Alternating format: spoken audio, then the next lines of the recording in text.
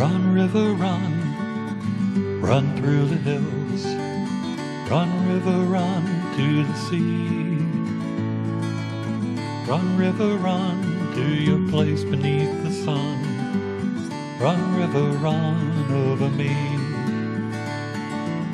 Hi, this is Jan Lewis. Welcome to be my guest. Today we have from Westerly, Rhode Island, we have Harriet Grayson, and she is an author. And she wrote a book. It's in the Sasha Parlov series, The Terrorist. This is the latest one. Now, is this the third one, did you say? This is the third one in the series. The first one was Loose Ends, that introduces Sasha Parlov, my Russian-born New York City police detective. Yeah. And then the second one was Death and Diamonds, about the murder of a diamond merchant. And now my third one is The Terrorist, as the name implies. Yeah. It's about Sasha Parlov going and interrogating a terrorist or potential terrorist in a CIA-run detention camp in Eastern Europe. What made you think of this? Just because of what our country has gone through? Yeah, I think we just sort of overreacted to 9/11. Now, I was in Manhattan when 9/11 actually happened, and this novel takes place in 2004 when President Bush is being renominated by the Republican Party in New York City. And it was kind of chaotic, and there are protesters on the street, and that's how the novel starts. When did you start writing this? Oh, probably about 3 years ago. 3 years ago. Yeah. The other one, when did you begin your writing? Probably about a dozen years ago. I had been writing nonfiction all my adult life. I wrote on my school newspaper, and then I wrote columns on business. So I did that forever. Yeah. And then I decided maybe a dozen years ago I would like to write fiction. I played with it, writing and stopping and starting. And then I got, I don't know why, writers to get that. It's sort like of inspired. a thriller mystery type of thing. That's Exactly. what these, if you're into that, you're going to love it. Now, she's going to leave a copy downstairs, right? Yes, I will. With our Upton Library. But before we can get going, how can they get a copy of this, The Terrorist? Well, you can certainly go on Amazon. It's available there. And then I have a website and a publishing company I created, largely because I also produce grants writing and events planning books under my real name, Harriet Grayson. So you can go to my website, www.oceanbreezepress.net. And there is also an opportunity to buy this book, as well as all the other Sasha Parlov books, as well as my nonfiction books. Harriet is another one of our wonderful guests who belongs to the ARIA, which is in Rhode Island's huge writers group. Yes. I think we have had so many wonderful authors from it. It's been like a tsunami. It's great. Oh, It's yeah, great. we had Rob Porter on. Yes. And he owns his bookstore. Yes. And I think he sent, I guess, a mega email to everybody. And suddenly my computer was like, I had tons of people. I have to try and stack them because I can't put them all on the same show. ARIA is a fabulous organization for Rhode Island authors. I hear it is. And it's Steve Porter has done a fabulous. Steve Porter, I want to say Yes, Bob. that's okay. Yeah. And he's done a fabulous job of Yeah. just promoting this little organization. 300 plus members.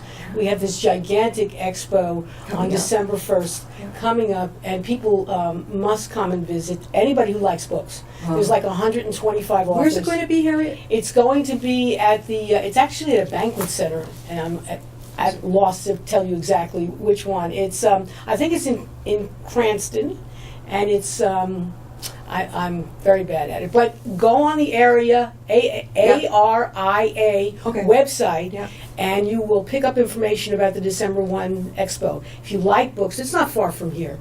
If you like books, you definitely have to come to that event. So is it huge? How big? Is it like a huge ballroom type of thing? Yes, and there are speakers and there's little panels. It's just a lovely place if you have any interest in writing. So it's good for is it good for the public wanting to buy books? Absolutely. So they'll have the displays. Oh yes, it's designed for people to come and buy your books for the holidays, for presents. Books, I say, are food for thought. Yeah. And it's much better than anything else that you can buy. And there's lots of children's writers and young adults. Yeah, Get them early. Let them have opportunity to read. Yeah. A child is never too old or too young to read to. Yeah, oh, I know. It read to me. So yes, You've never heard of the Danversport yearly one, the New England Authors Expo in Danversport? No, You no. would There's love a Boston one which also ARIA participates in. Well, this Danversport one, anybody can be in. It's a huge ballroom in a yacht club. I mean, Oh. you get to see the yachts coming in. It's huge. You walk in, it's like probably where you might have a humongous wedding reception. Mhm. And there are authors from sci-fi to children's to mystery to true life. I have been there numerous times, sent many of the authors I know up there. Mhm. I bet you love it. Now, her book, The Terrorist. Let me just read a little quib from the back. History. Okay? History, intrigue, and the effect of political turmoil. Coverage to challenge Sasha as he attempts to seek the truth. Join Sasha as he fights the enemies within and outside of our borders to protect the country he loves. How did you come up with the name Sasha? Well, Sasha's so he's Russian born. Sasha's a very popular Russian name. And as a Russian name, it's not a girl's name. It's strictly a boy's name. It's often short for Alexander. Yeah. But that's not actually his first name. Yeah. But he picked the name Sasha. The idea is, and this is true for all immigrants, they come to the United States. It's the land of opportunity. And you can be reborn. My characters say that over and over again because I believe that. I am a child of an immigrant. So yes, I absolutely believe this. So we are immigrants. We come to this country. We see unbelievable opportunities. And one of the first things that happens, at least among immigrants that I know, their names get changed. That happened way back before we were born when they were coming over. It still happens. Did you see, well, you saw The Godfather, right? Yes. It's my all-time favorite movie. And little Vito comes over on the boat. And he has to stand in line at Ellis Island, and they say, "What is your name, son?" Vito. But he couldn't say his last name. He couldn't think. So they said Corleone, where he was from. Right. And that's how he got it. They've anglicized at least one name in my family. Mm-hmm. It went from, I think, Von Hartling to Hurtle. I would have left it Von Hartling, but I guess a lot of people did. Yes, and it still continues. It still continues in terms of making anglicizing, particularly from a language like Russian, which is the completely different alphabet. Yeah. So my characters are modern immigrants. They come from Russia. They are politically. His mother was a Soviet dissident who was imprisoned and tortured, and that's why they sent Sasha to interrogate this woman who's a terrorist, because his mother is his moral compass. And she would never forgive him for the rest of his life if, in fact, he tortured this woman. Yeah. So he goes to a CIA prison, not with any intent Yeah. to torture this woman. Yeah. And so there's the intrigues of that. Then the other thing that's part of the backstory is that Sasha goes to see an old cousin, an elderly cousin in Belarus, near Minsk. Now, my mother's family comes from Minsk. So I know these stories, so I've incorporated that into Sasha's visit to his elderly cousin. So your family immigrated from Russia? Yes, yes. Wow. How many years ago did they come? Well, my grandmother came in 1905. Okay. Now, my characters are modern, so Yeah. they're coming in the 1970s and 80s. Whole different ballgame now. Yes, well, Yeah. it is and it isn't. It is in the sense that modern immigrants oftentimes return home. Yeah. If you come from Syria, you're not going home now. No. But they will want to go home. Yeah. So you go back and forth. So that's the difference with modern immigrants. Both of my grandmothers came from Eastern Europe in 1905. Neither one of them had any desire to ever go back to Europe. Did they speak English when they got here? They had to learn. Oh no, they didn't speak any English. They didn't speak No, anything. no. How did they survive, Harriet? Well, you go with your friends and family and your extended family, and that's how immigrants today do the same thing. You go where your family, friends are. Somebody comes, and then in the old days, people had to support you. So you always had it. You couldn't be out in the street, so you went to your friends and And family. we also have English as second language now, the tutoring for people to learn English. I know I volunteered in Worcester at the library there, and I had a lady who was ironically from Russia, and she could speak it to me, but English, but she had an awful time reading it. So you know what? She had such trouble. I got a couple of children's books out, and we started with that, and I think she really appreciated it. It's a very different language. So my mother's mother was speaking Russian, and my father's mother spoke Hungarian. She came from the Austrian-Hungarian Empire. Wow. So she spoke Hungarian, and neither one of them spoke any English. And both languages are very different than English, very different than English. Yeah. Hungarian is a very odd language. I think Estonian and Hungarian are the only languages that are similar. Yeah. And so she learned. They were determined to learn, so you learn. And To survive. And my characters learn, but the elderly don't have to learn because you stay within your own community and you can speak Russian, you can die in America. And They'll translate for you. Exactly. You have a grandchild who will be your translator, so that doesn't happen. But Sasha's determined to make a life for himself. Now, it's interesting because Sasha's a police officer. Yeah. His mother was hounded by police officers. Yeah. But what he says is that I came to America because it's a land of opportunity. I can be whatever I want to be. And in America, police officers are not odious. That's the word I actually use in the book. They are not bad people inherently. They're here to protect and serve. That's what he tells us. And he's on the New York Police Department. So. That's right. So then that's kind of how the stories go. The first one introduces Sasha and the family. President Putin is actually a minor character in Loose Ends, so if you want to know what the Russian... That's the first book. The first book, Loose Ends, and in there is Putin and his relationship with the characters, his mother and Sasha. And then in Death and Diamonds is about a diamond merchant who was actually murdered on the streets in Brooklyn. And because everybody is Russian and nobody speaks English, Sasha is assigned the case. Yeah. And he then investigates. And it's a very, again, like this one, it's a complicated kind of thriller. We leave the United States. Here he's going to Eastern Europe. Yeah. In Loose Ends, they go back to Stalingrad because they commemorate the Battle of Stalingrad. Yeah. In Death and Diamonds, they go to Jerusalem. In this book, we go to Minsk and Now, Belarus. who did the very interesting cover here? So I have an illustrator. He's Bill Dugan is his name, and you can contact me if you want to contact him. And he does illustrations. And my original idea, which was inspired by my daughter, she said, "Oh, make it like a cartoon," because the other covers are kind of they're nice. They're actually quite nice, but they're not. This is interesting. Mm-hmm. So that's how Bill did it. And we worked for. Nothing happens immediately. It took us... See, when you were in high school, you were doing the school paper? In college. In college. Where'd you go? I went to Queens College in Flushing, New York. What'd you major in? I majored in sociology, actually. And so, when you left, what did you do? I went to NYU and became an urban planner. An urban planner? Yes, that's what actually was is until recently my occupation. And so how long did you do that?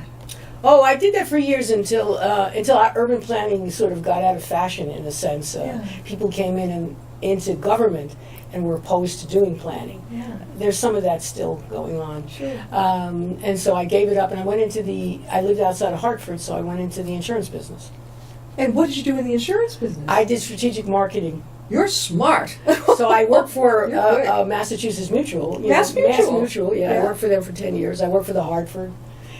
So you lived down in Connecticut, so did I for a while. New Canaan, Stanford, near the New York border. I lived in Windsor, Connecticut. You were closer to Hartford. Yes, I was not too far from Springfield. Do you know where Wilbraham and Springfield are? Oh, absolutely. That's where I grew up. Oh, okay, Now, very good. So originally you were from New York. I was from Long Island. Long Island. Long Island. Yes. And then you moved to Connecticut. Then I moved to New York City. Yeah. I lived in New York City and I was educated in New York City. Yeah. And then we moved to Colorado and I was a planner in Colorado. Colorado from New York? Yes, I went to Colorado and then from Colorado I went to Connecticut and then from Connecticut I went and split my time between Westerly and Yonkers, New York. That's a lot of traveling. Did you drive or did you fly? Oh, you mean back and forth? Yeah. Oh, no, we drove actually. To your work and back? Oh, no. I was in Yonkers and would work in Manhattan. Yeah. And then drive to Westerly on the weekends for several years. Wow. So now you've stayed put in Westerly. I have. That's where I am. All right. So when you left working at Mass Mutual, Mm-hmm. did it occur to you, I'm just going to be an author now? What had happened? No, actually, it didn't happen that way. I went to work in Manhattan and did some consulting work. And it's just kind of bizarre. I had some friends over who they came to visit us in Westerly, and they came from Brooklyn. And when I was working and being a consultant in Manhattan, I spent some time with them because I was living in somebody's house. Yeah.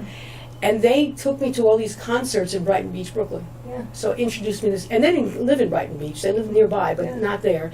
And we saw all these Russian people. And one of the people I met through going to these concerts became the character that I made up in Loose Ends. Wow. So he's actually dead in the book. He's a dead man. Yeah. But he inspired me to write the book. He doesn't even know that. All right, so you left that job. Now you're thinking, what else am I going to do, or did you know you were going to write? No, I didn't. I had this. They just came over for the weekend, and then I had gotten a job with Westchester County. Yeah. And when you were an employee of Westchester County, one of the great benefits is you can go to Westchester Community College for free.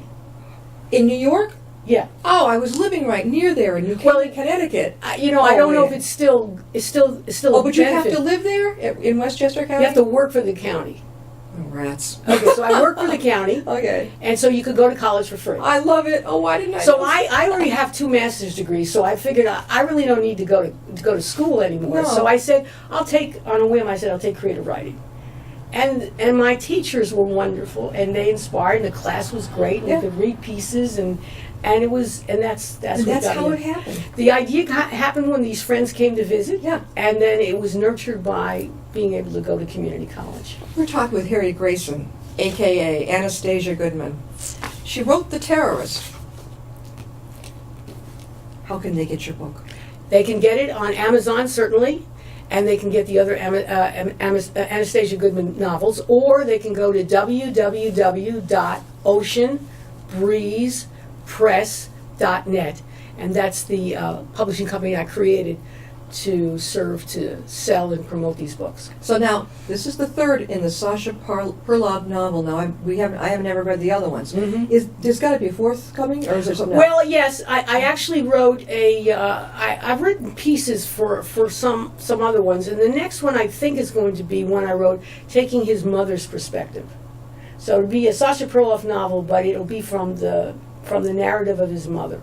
Well, that's interesting. Is she in the country, or is she still in Russia? The idea is it's the title. From the title, you'll get the idea: Exile in the New Jerusalem.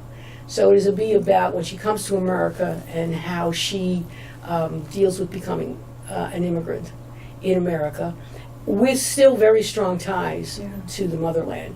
Now, the other thing, again, this is fiction, so I can do whatever I want. Yeah. So I made his mother a dissident, and I made her father, so Sasha's grandfather, the hero of the Battle of Stalingrad. Ooh. So Stalingrad and the Battle of Stalingrad is very woven into these stories. A lot of good history here, Harriet. Wonderful history. And I've been to St. Petersburg, Russia. Yeah. And there are the Russian people. These are educated people that I met and were my hosts and stuff. And they talk about how Americans and even the West does not recognize and give enough respect to Russians, because the Russian people, 20 million of them died during what they call the Great Patriotic War. And they think we don't respect them and give them appreciation for their great sacrifice. And that's why I have, if you read my books, you'll see that the Russian character, even President Putin, get a sympathetic ear, because that's what they know, that kind of authoritarian leader. They have no other way to judge. It's so sad, though, you know? And there is this sense, and it's the sense since Peter the Great, Yeah. and the founding of St. Petersburg, that Peter the Great wanted recognition from Europe. Right. And he felt he didn't get it. And he creates St. Petersburg, which is modeled after Amsterdam. Yeah. And so that mindset continues, and I want to give some... Keep it going. Yeah, I want to give some credence to the fact that they have suffered a great deal. Even if they weren't communists to some extent, at least in the beginning of communism, not in the really beginning, but during, say, the Khrushchev reign, Yeah. they felt that the world gave them respect. Didn't he take his shoe off? From what I heard when I Yes, heard when I was yes. little, he went like this. Yes. So Khrushchev has, and of course they get rid of they don't have an electoral process where they just get rid of them. So Khrushchev You mean get rid of technically? Or definitely? They kill them, or they send them off someplace to die. Yes. Siberia. Yeah, they send them off someplace to die. So that's the kind of Russian mindset. But that period in the 60s and 70s, the Russian people felt that there was some respect in the world. Yeah. And they were always a military power to begin with. Yeah. And so they were, building up their military. This whole thing about Crimea, where Russia's back in Crimea. Crimea always belonged to Russia. Yeah. I mean, the Russians fought the Turks to take it in the 19th century, and they consider it their property. They have had a military base there forever. What's the name of the next one coming up now? Well, I'm tentatively calling it Exile in the New Jerusalem. Now, are you halfway through? When will it be done? Oh, I don't know. I play with my books for. Some people can do it in months. I take years. Really? Yes. Yes, I like to play with them, and then I rewrite them. I rewrite endings. So It doesn't drive you crazy to take that long? No. Oh, I would like. I got to no. get this going. I want to do it. No, I don't. I sort of meditate on them. I think that's awesome. Yeah. What does your family think of your books? Well, my daughters enjoy them. My husband is interested in the history. Yeah. So he liked Death and Diamonds the Yeah. best because there's a great deal of history in that particular novel, and the fact about the diamonds as international exchange. Yeah. And I've been to Jerusalem, and parts of it take place in Jerusalem. And the other thing that's interesting about that is this idea. There's two ideas that I have as sub-themes. One is that with the annihilation of 6 million Jews in Europe, there is this debate among Jews in the world about whether or not they should let the Nazis have it right and that Europe should be Jew-free. And there is a great deal of discussion about whether that should actually continue. Oh, that's awful. So there are groups so in the Ukraine today, where there once was 800,000 Jews, when the war was over, there were a few thousand Jews. Today there's 100,000 in Kiev, almost all of them Russian Jews. And they brought there for the purpose of making Hitler's edict wrong. The same thing with Germany. And when Berlin fell, there were hardly any German Jews left. So they're trying to make it better now. So they brought in, again, it's Russian Jews. So Russian Jews, there's about 100,000 Jews in Germany today. Almost all of them are Russian. And there's this whole pressure to do that. So I take that in the novel as that Sasha's mother says you can't leave the United States because you want to be safe. Yeah. Her brother lives in Berlin, Germany. Yeah. And he takes the opposite stance. Yeah. That it's important for us to be here because we should not let Hitler's edict and the Nazis win. So there's that kind of debate. And the other theme, of course, in this book is his mother was in fact tortured as a dissident, and that Sasha should know that is never acceptable. No. Even if it got good information, it's never acceptable. Right. And my hero when I was writing this book had been Senator McCain. Oh, I loved it. He was, I don't care what party you are, I loved him as a person. He was not afraid to say what he thought was right. Especially about this torture issue. Yeah. He fought with Bush, Yeah. and he certainly fought with Trump. Yeah. About this, what are you capable to know? And I think that's very important. He's the only one, Democrat or Republican, really, the only one with the courage, and of course the personal experience, unfortunately, to be able to say that that's wrong. Even if it worked, it's still wrong. And so Sasha continues that because his mother was tortured, and she used to play the piano, and she's tortured because they knew what to do. Yeah. So she can't play the piano anymore. Right. So she plays with one hand, and her husband plays the other hand. So they play duets like that. Harriet, again, how could they reach you or get the terrorists? Are you at Barnes & Noble? No, I'm not, but I just on Amazon. Okay. And at the Savoy Bookstore, if you happen to be in Westerly, Rhode Island. Okay, that's in Rhode Island. That's in We've Rhode got to Island. get her up here. Yes, Because absolutely. do you realize how many opportunities? Worcester County, Metro West, Blackstone Valley, boy. If you want to know about kind of get a different perspective on what it's like to be Russian, there's many angles to if you want to get a little Russian history. The Battle of Stalingrad is as far as the Russians today are concerned. That was the turning point of the war, and they believe that they saved the world from the Nazis. Really? And their 20 million sacrifice can give. Have you been back to Russia many times? No, just recently to St. Petersburg. Now your family is both Hungarian and Russian. Yes. You've been to Hungary, right? Never. Why not? I don't know. I never got there. My grandmother would discourage us from ever going. Why? You left. This was the country that you came to. And she actually didn't have terrible experiences in Hungary. I think my relatives in Russia have had some pretty rotten experiences. Yeah, sure. Pogroms and the czars were not kind. Maybe only Alexander was a decent czar to them. But the Hungarians, and the Hungarians to this day are fairly right-wing. I mean, even as a democracy, they are pretty right-wing. You mean now, we understand right-wing in this country, or are they... The same idea, anti-immigrant, Oh, okay. racist, Yes, Right, very right. much so. That government today is Hungarian, and the EU, which they are members of, reprimands them and in fact Europe itself is becoming a lot more right wing. Again, fearful of immigrants. Yeah. And my grandmother rightfully, particularly my father's mother, rightfully said that this is a country that welcomes immigrants. They hate us for a while. Yeah. They might try to burn down our houses for a while, but ultimately we actually do well. And then there's the next wave of immigrants. So this is a country built on immigrants. Did your family come over to Ellis Island in the 1900s? I'm not actually sure. They both came in 1905, so they probably did. I think so. My grandfathers were both born in this country, and their families came over in the 1860s. Wow. So they came over much earlier. Yeah. Are your children all grown and off on their own? Yes, I have two grown daughters. One lives in Westerly, the other one lives in Buffalo and is a physician in Buffalo. Oh, what was she, pediatric or adult? She's actually a pathologist. Oh, that's And fantastic. her husband's a medical researcher, and they have two little girls. Oh, so you're a grandma. I'm a grandma. Now, Yes. the other daughter hasn't got married yet. The other one's married, but she doesn't have any No children. children yet. Yes. Well, we've got a couple of minutes left. Harriet Grayson is the author of The Terrorist. And because she has an excellent background, her family is Russian and Hungarian, there's a lot of history in this book. It's not just, oh, this is going to be just a mystery thriller. There's a lot of history in this book. This is a smart gal over here. Harriet, again, how can they get your book? So you can get it on Amazon. So I write under the pen name Anastasia Goodman. That's what you should look for, Anastasia Goodman. There are 3 novels under the Sasha Perloff series.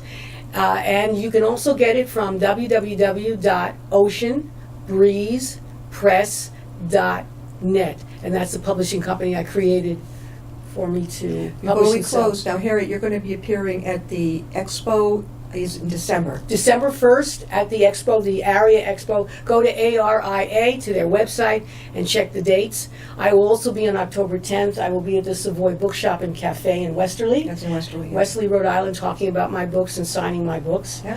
And also, just for information, I organize something called literary salons in downtown Westerly on the first and third Wednesday of the month. I have authors from all over. In fact, if there are authors who would like to come and do a presentation, They're welcome. it's at the Tapped Apple in downtown Westerly, and then on the fourth Tuesday. What's the I thought, so there's the Savoy bookstore in Westerly. Mhm. There's another one? No, the Tapped Apple is actually a place where they make cider and wine. Oh, okay, all right. Yes, so it's the Tapped Apple Cidery and Winery Okay. at 37 High Street in downtown Westerly. All right. First and third Wednesdays, and then the fourth Tuesdays, the Malted Barley, which is a great restaurant pub that sells the most delicious beer and pretzels. Yeah. They have us on the fourth Tuesday. So they're of the month. welcoming authors, these places. I organize it. Contact me, Grayson Harriet at Gmail, or contact you. And if you are an author, a poet, a welcome. playwright, Yeah. contact me. We're going to do a play reading in November, Yeah. the fourth Tuesday. Yeah. On the fourth Tuesday in October, we're going to have a man who's written historical novels about slave catchers Yeah. who got runaway slaves. He's going to dress in 19th century garb. Oh. And we're going to have a whole presentation by him. But we always have room for more, so please contact me. I'm looking for writers. Well, we're going to have, hopefully, we're going to have Harriet back on again. She gets her next part of the Sasha Perloff novel series. And that could be maybe a year, right? Maybe or so. But we'll stay in touch with this lady. This is awesome. Thank you so much for being with us. My pleasure to All be right, here. we'll see you next time and be my guest.